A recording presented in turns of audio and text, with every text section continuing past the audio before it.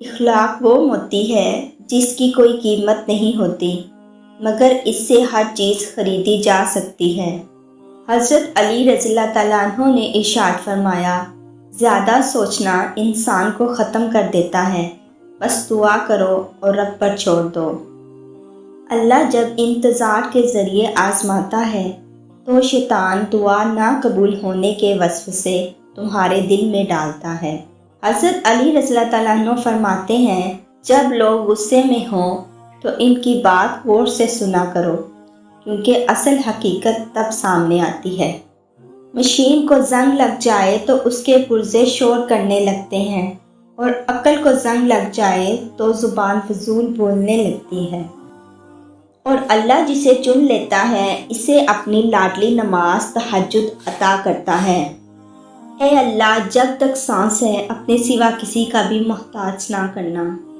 جب اللہ کا کرم ہو جاتا ہے تو وسیلے بھی بن جاتے ہیں اور مانگنے کا طریقہ بھی آ جاتا ہے۔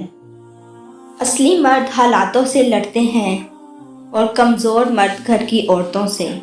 حضرت علی رضی اللہ تعالیٰ عنہ نے فرمایا، مسکراہٹ روح کے دروازے کھول دیتی ہے، خاموشی غصے کا بہترین علاج ہے، شرم کی کشش حسن سے زیادہ ہے، نامکمل علم فساد پیدا کرتا ہے۔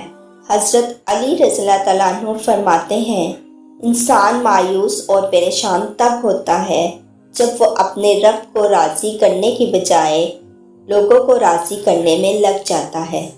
وہ جھونپڑی جہاں عورت مسکراتی ہے اس عالیشان محل سے بہتر ہے جہاں عورت روتی ہے۔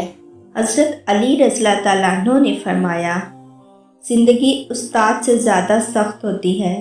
استاد سبق دے کر امتحان لیتا ہے اور زندگی امتحان لے کر سبق دیتی ہے۔ حضرت محمد صلی اللہ علیہ وآلہ وسلم نے فرمایا، میری امت کے غریبوں کا حج جمعے کی نماز ہے۔ حضرت علی رضی اللہ تعالیٰ عنہ نے فرمایا، جب دعا کرتے وقت تمہاری آنکھوں سے آنسو آنے لگے تو سمجھ جانا تمہاری دعا بارگاہ الہی میں قبول ہو چکی ہے۔ مضبوط تو وہ لوگ ہیں جو رونے کے بعد اپنے آپ کو خود سمجھائے، اللہ ہے نا، سب ٹھیک ہو جائے گا۔ ہر کسی کے لیے دعا کیا کرو، کیا پتہ کسی کی قسمت تمہاری دعا کا انتظار کر رہی ہو۔